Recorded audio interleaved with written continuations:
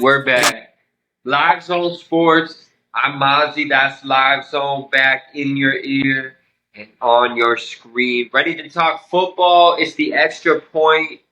Live Zone. What's going on? How you doing? We got a lot of football news coming to you this way with a lot of things happening with training camp just starting up. So let's get right into it. Mozzie, what we got going on first? We're flying down the South Beach, okay? Football is coming. It's coming fast, okay? We got a month, maybe a month and a half left till the first preseason games start kicking off and start going here. So teams are making moves. Players are showing up to camp, and everybody's starting to get acclimated, acquainted to their new situations, new teammates, new coaches. What have Miami. Miami Dolphins, Tyreek Hill, Waddle, Tua, Ramsey, they're stacked on paper. They just locked down Tua for another 4 years contract extension worth $212 million live. So do you think this was a good move by the Miami Dolphins, or do you think this might come back and bite them? I think it's going to come back and bite them. I don't think that Tua is the guy in Miami. I know that they're behind him, the franchise, the fans, and even the players. Tyreek Hill really does think that he is the best quarterback in the league right now. I just don't see it, especially after last year's playoffs. We got shown why Tua is not a number one guy, not a number one option, not a top five quarterback in the playoffs. He just didn't do his job, and that's why the Miami Dolphins ended up losing in the playoffs to begin with. Is because Tua could not throw in the cold. He's not a cold throwing quarterback. He needs the heat to be a good quarterback. So looking at this, I'm worried for it. 4 years. I'm looking at it as Tyreek's the end of his prime, the end of the good years of Tyreek Hill. So it's either now or it's never in Miami. Yeah. This interesting move by Miami. Number one ranked offense last year was Miami. So I can see why they like Tua so much, and they see the potentials there, and they're just hoping to cash in on one of the years. But looking at Tua, man, he's been like this his entire career. Look back to Alabama; he never, in a full season, brought it home. I believe he picked up where Jalen Hurts left off, brought them to a national championship that year. But then when he came back the next year, he got injured or wasn't playing up to standard. Jalen Hurts came back in. When it comes down to Tua, he's half the season. He's not a full season guy. He's a guy that can come in there and win for you, win one game. He'd be a really great backup in the league.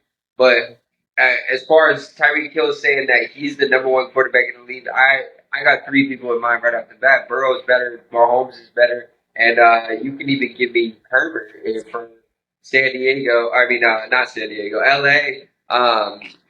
Over Tua any day of the week, and that's just three off the top of my head.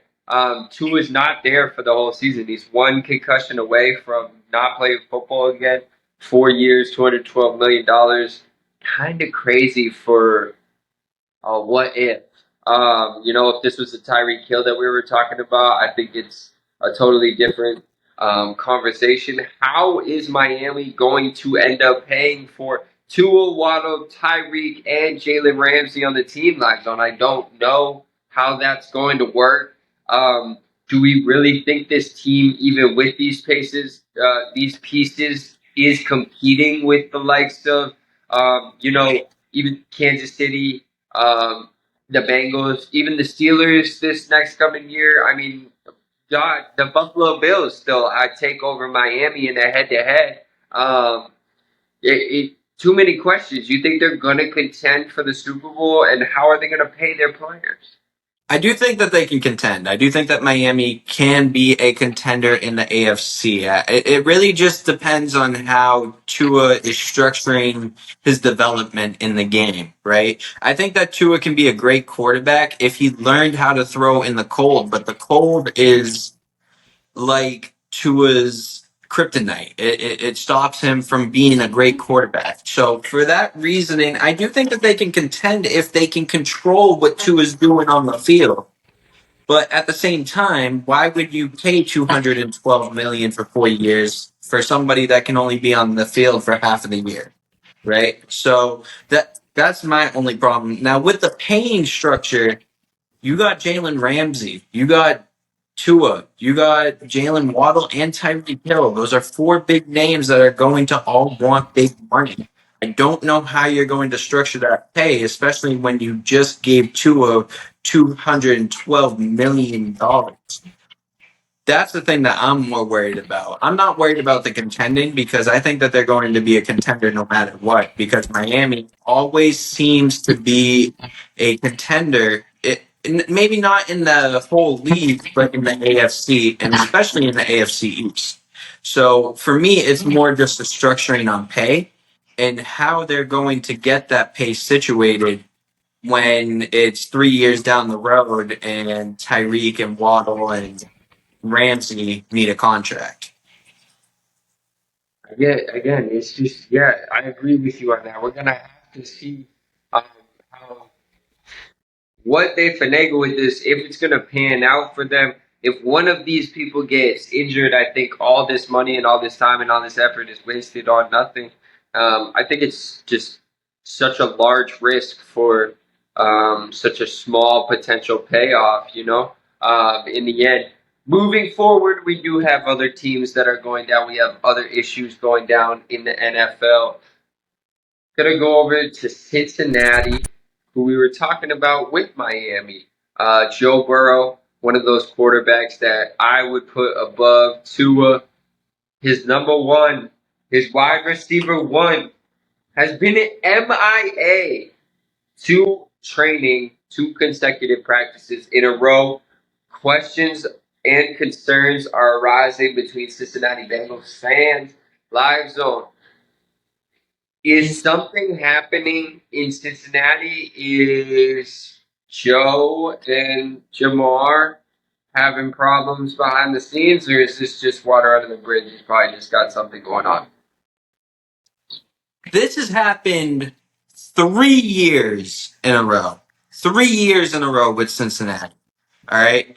This is the whole reason why Cincinnati could not beat the Kansas City Chiefs 3 years in a row. All right.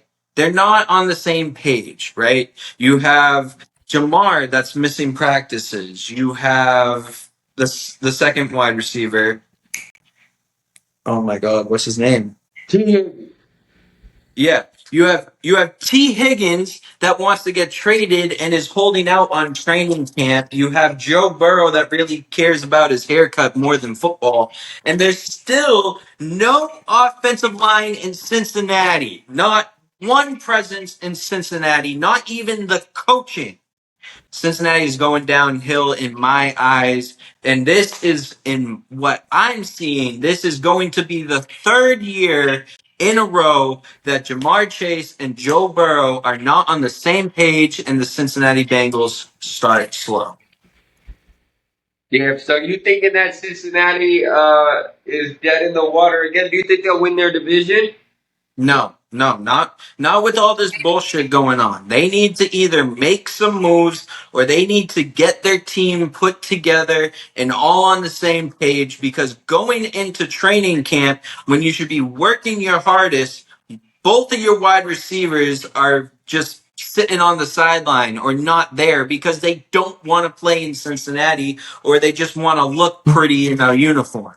It's ridiculous. Cincinnati is they're going to be hurting, and I wouldn't be surprised if Joe Burrow gets hurt again this year. Option. Of course, we don't wish pain or discomfort upon any of the players or injury whatsoever, but hot take. Uh, hey, I'm not looking too much into it. I think at the end of the year, they're still going to be there playing for second place, just like most of all of these teams this year are going to be playing for second place. Um, who cares? If he misses a whole week, let me know. Even then, I don't really care. I still think it's your wide receiver one. he's going to be ready to go.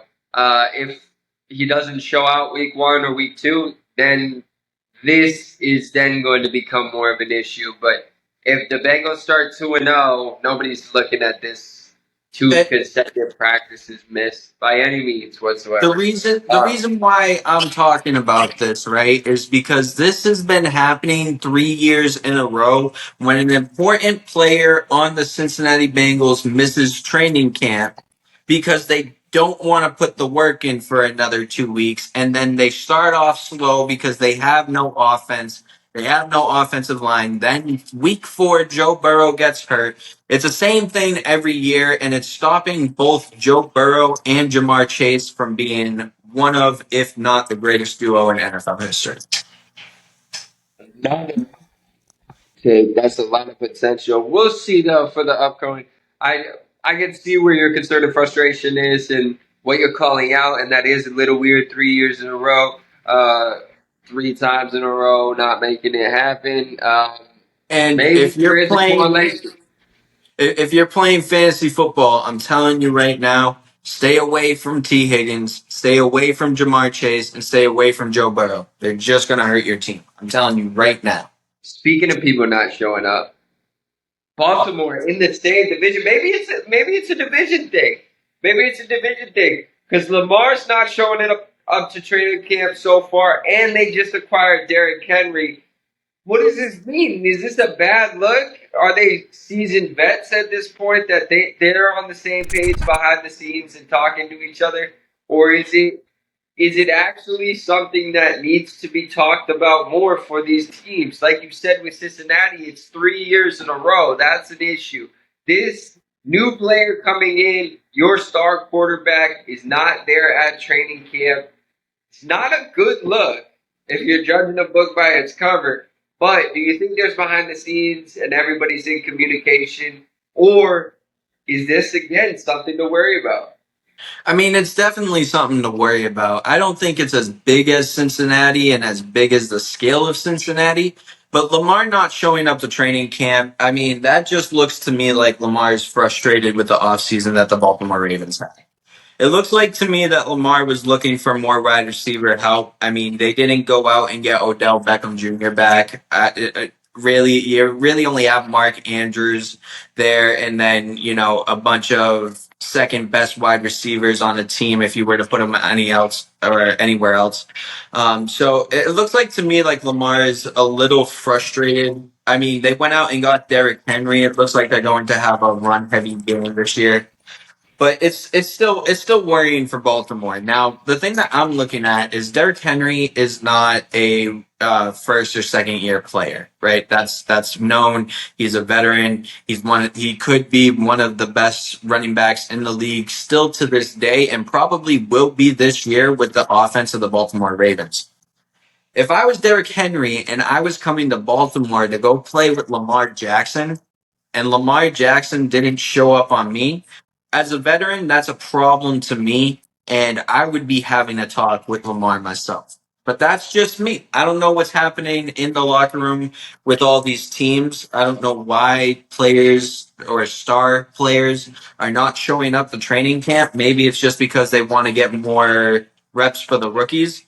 But with Cincinnati has really no excuse. 3 years in a row, every year that you've done it, you started off slow. Lamar could be a little frustrated, but Lamar's still going to do his thing. He's still going to be a top 3 quarterback in the league. He still has one of the best offensive lines in the league, and he's still going to run lights out on the whole league. So it's a big thing, but a little thing at the same time in Baltimore. It's definitely a weird thing. It's just not the right look that you want coming into this year. But I don't think there's cause for concern on any level for both of these. It's 2 practices. There's a multitude of reasons behind the scenes and communication behind the scenes that is probably going down and probably already has gone down. And everybody there is understanding and on the same page. And it just looks some type of way to the media. Media bringing the stories out because there's nothing really going on. So you gotta work with what you got. So truthfully, unless it affects the play starting week one of the season and these teams lose because of miscommunications between the quarterback and the running back, or running back not, or wide receiver not running the correct routes, quarterback late on timing, quarterback not seeing the right defense. If their play is affected of it come week one when it counts, then I think these issues are something to look back on and say, wow, these were way bigger issues. But at this time, I don't think there's any way that you could go and just hold people accountable for what's going on right now. Yes and no. All right, so here's the thing: everything is going to lead up to week one, right? That's a given, right? But at the end of the day, how are you supposed to build chemistry with your skill players, such as your wide receivers, your running backs, your quarterbacks, that are your star players of the team, if they're not going to show up at training camp? How are you supposed to build anything for week one if they're not showing up? It doesn't make sense, right? So that's why I'm saying that these teams are probably going to start out slow. With Lamar, Baltimore's game is run the ball. So Baltimore, it doesn't really affect them the same way that it affects Cincy, where it's a wide receiver not showing up. And not even just one. Both of your main receivers are not at practice for the third year in a row. So it definitely hurts Cincy more, but at the end of the day, it's still going to hurt both of these teams. We're just gonna have to see how it pans out. I'm sure they show up within the week, and then this is all pushed to the back burner. I'm excited for the NFL season. We have one last topic to discuss here on the Extra Point this week. You know we're New England Patriots and Boston sports fans to the heart. So we need to touch on the QB controversy in New England. We got Drake May, Jacoby Brissett, and Joe Milton all on the roster, all middle of the pack, if you ask me. But you got to choose one of them, just like the political race between Trump and Biden. You have to choose one of them. They're on the roster. They're on the ballot. Live Zone. Drake May, Joe Milton, Jacoby Brissett with the team down in Foxborough that's built around them right now with the new coach, Gerard Mayo. What do you think? Who do you think is going to be the starting QB, and what do you think they're going to have to do to earn the job? I think it's such a tough situation because you drafted two quarterbacks that are two hell of quarterbacks in their own respect, right? You have Drake May being one of the best quarterbacks in the college last year in North Carolina.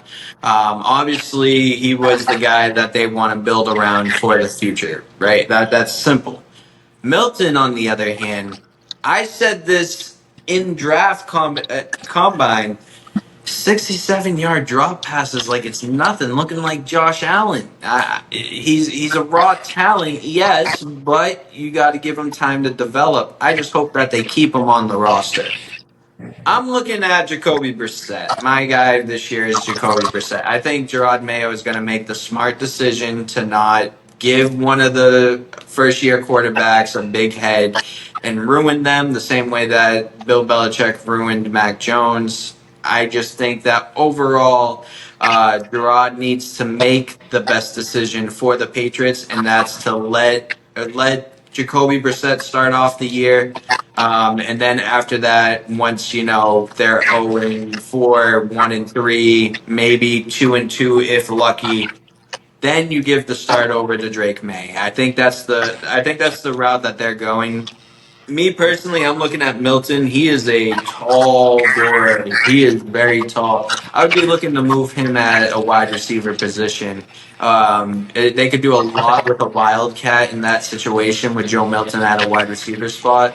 But they got a lot of plans, and obviously they know what they're doing more than we do. But looking at it, you got to make the smart move, and the smart move is to put Jacoby Brissett at the start.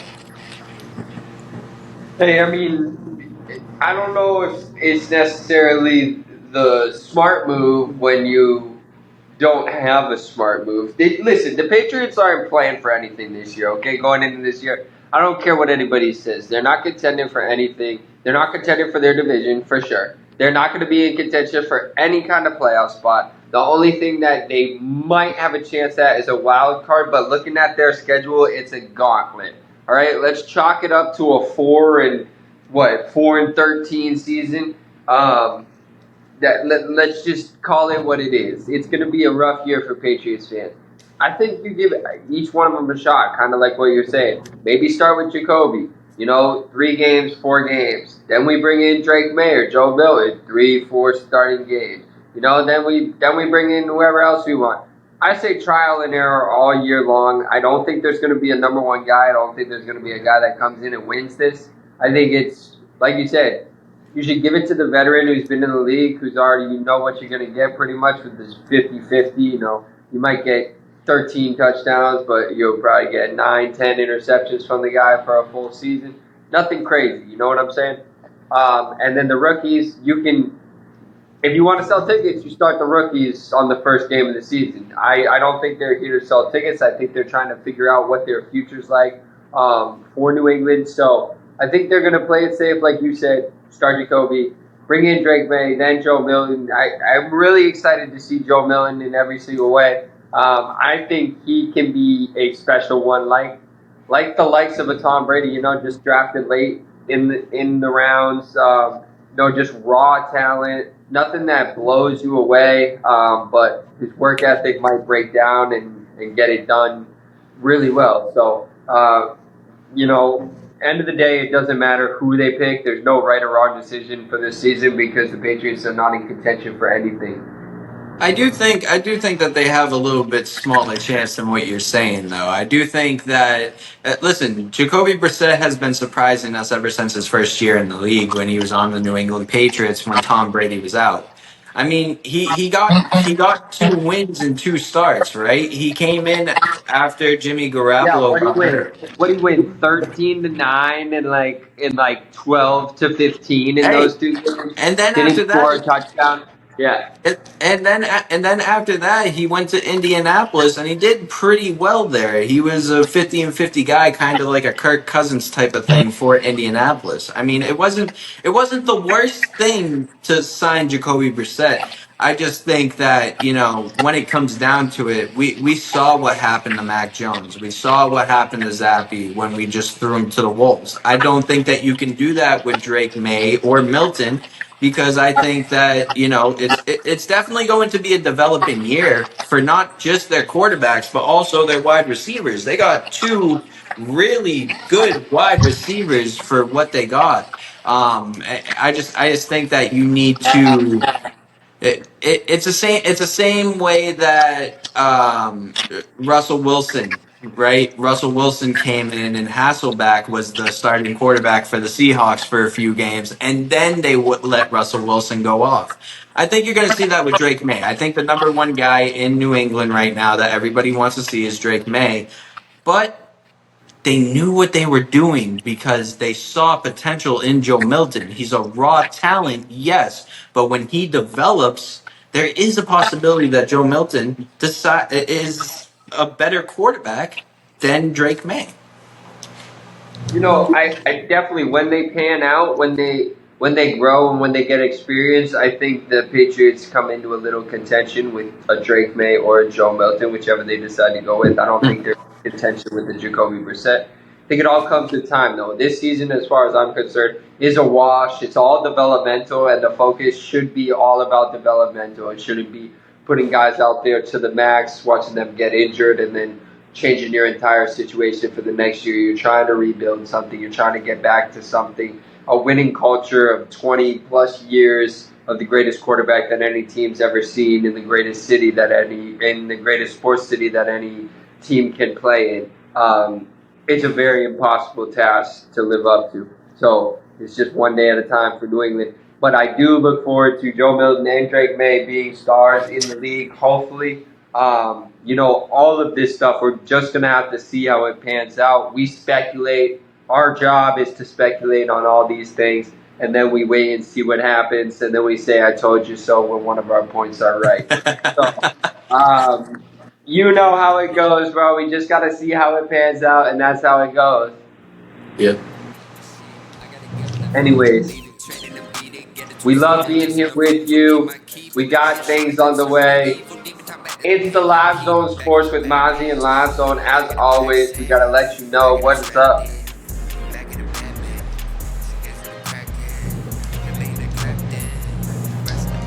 You kind of cut out. That's all we have this week on the Extra Point. It's Mazzi and that's Live Zone. As you know, you always got to make sure that you Stay tuned.